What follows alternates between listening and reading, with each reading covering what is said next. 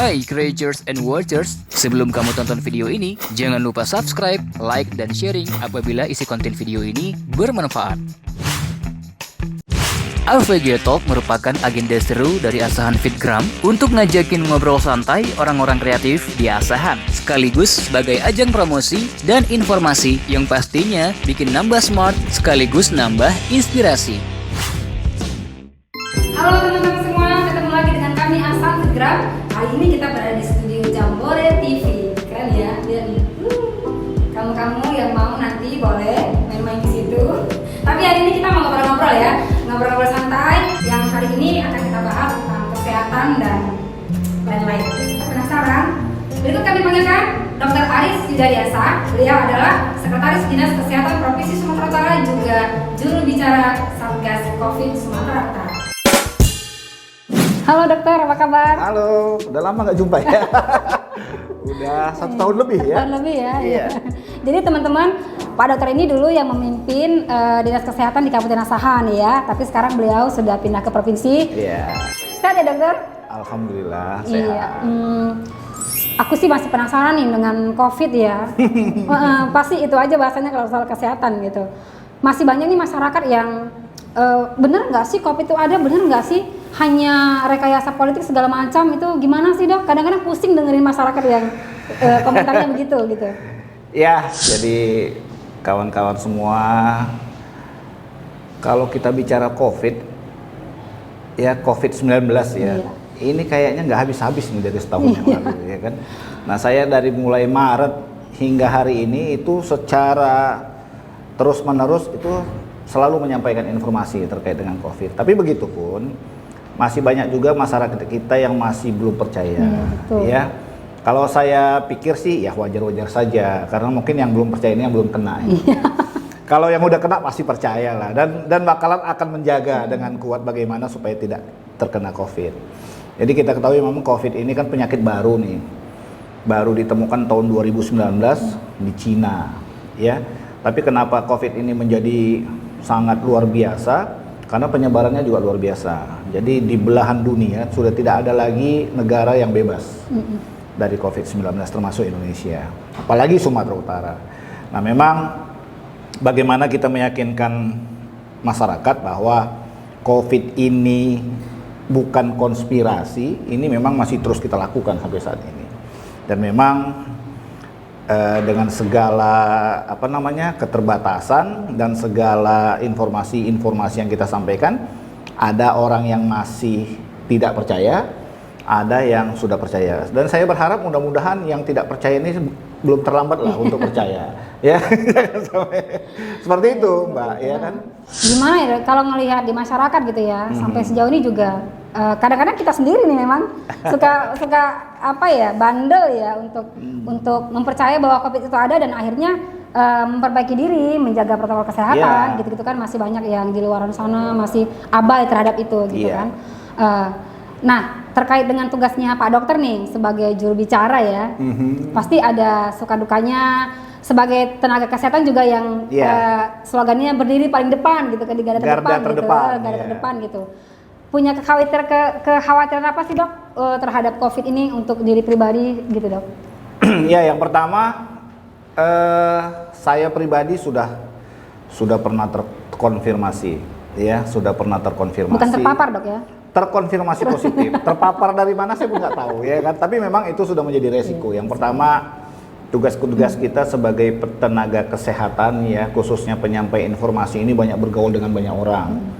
Ya, banyak orang, dan mungkin kita menjaga tapi orang itu belum tentu. Iya, betul. Ya, karena kita ketahui bersama bahwa COVID-19 ini bisa menginfeksi orang dengan berbagai macam gejala. Ya, mulai dari yang ringan, yang sedang sampai yang berat, atau bahkan tanpa gejala sama sekali. Ya. Nah, itu sekitar 70% orang yang terinfeksi itu tanpa gejala. Dan orang inilah yang patut sangat kita waspadai. Ya. Ya. Karena bagaimana orang yang tanpa gejala ini dengan entengnya bisa menularkan kemana-mana, kan seperti itu. Dan dengan santainya kesana kemari ya dok? Nah, kesana kemari tanpa mengikuti protokol kesehatan yang dulu cuma 3M, sekarang udah ditambah 5M. Oh, ya kan? 5M teman-teman.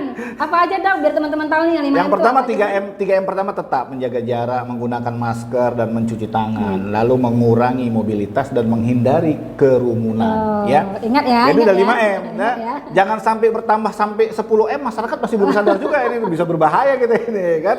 Nah, jadi hal-hal seperti itulah yang harus kita waspadai, termasuk orang-orang yang terinfeksi tapi tanpa gejala. Nah, orang-orang yang tanpa gejala inilah yang kadang-kadang membuat upaya kita untuk memutuskan rantai COVID ini menjadi lebih Sulit ya dok? lebih sulit ya. Apalagi dia bilang, wah, walaupun saya terinfeksi, saya tanpa gejala ini gitu. Padahal tanpa gejala inilah yang susah mendeteksinya ya, sampai 7 angka yang ada sama kami sekarang itu orang yang konfirmasi tanpa gejala itu lebih kurang 70%. Dari 24.000 sekian sekarang yang sudah terkonfirmasi positif di Sumatera Utara. Dengan jumlah kematian yang 800-an. Aduh, Ya. serem. Jadi memang angka kematian kita di Sumatera Utara ini tinggi ya. Seperti itu tadi, karena orang masih menganggap ngapain sih ke rumah sakit nanti di COVID kan, iya kan, akhirnya sudah berat baru datang ke rumah sakit ya tinggal. Dan sekarang ada slogan baru dok, makan banyak nggak bakalan kena COVID katanya gitu. Dok. Ya memang sebagian saya lihat, saya dengar kemarin orang menambahin 5M ini jadi 6M.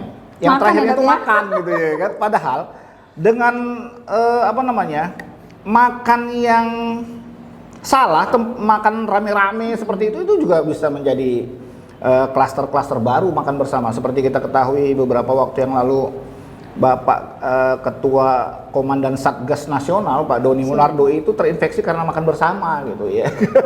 Jadi jangan sampai salah ya, tetaplah patuhi protokol kesehatan. Jadi seperti itu aja.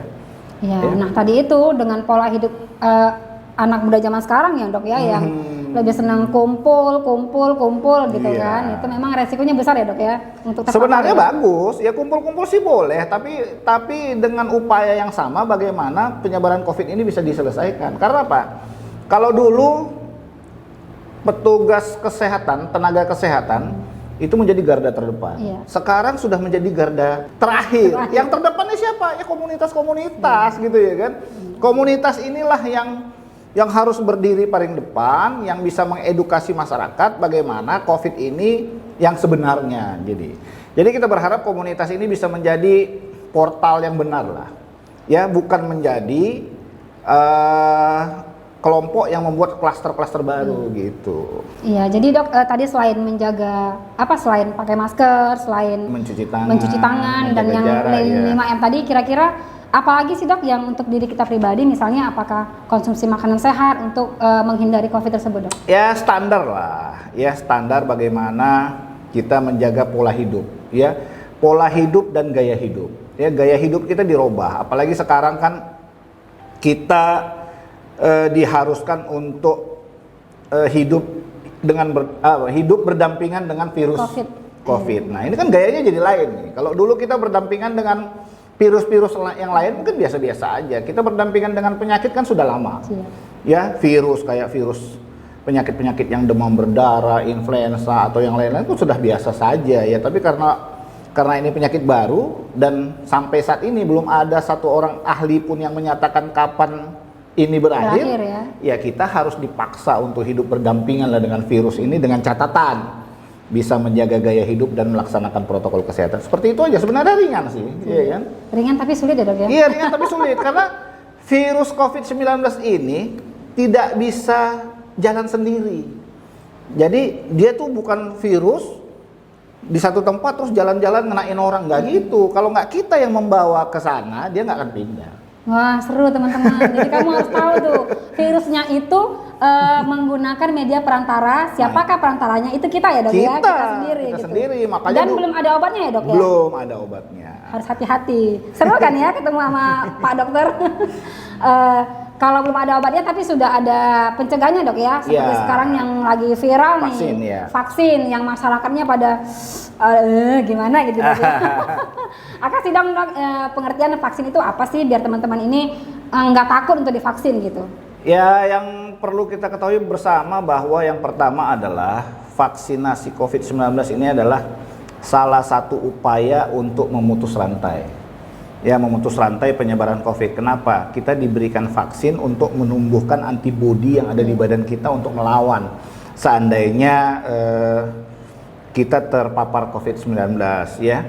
Tapi begitupun jangan terlalu pede karena setelah divaksin ada butuh rentang waktu sekian untuk mencapai vaksin ini bisa memproteksi kita secara maksimal. Banyak orang yang salah setelah divaksin dia pikir wah udah bebas nih. Jangan-jangan ya, Dok, masker ya? udah buka, ya mulai berkerumun. Kayak yang di sebelah itu ya, Dok ya.